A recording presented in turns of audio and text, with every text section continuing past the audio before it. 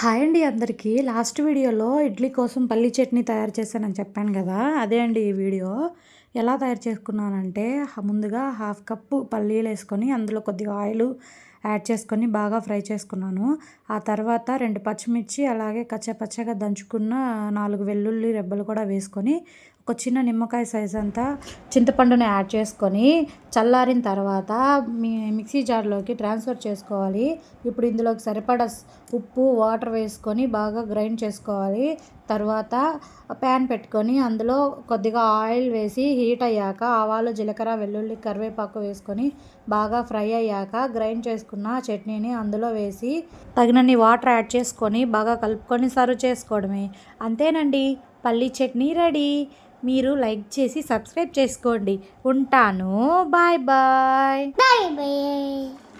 Bye bye. Bye bye.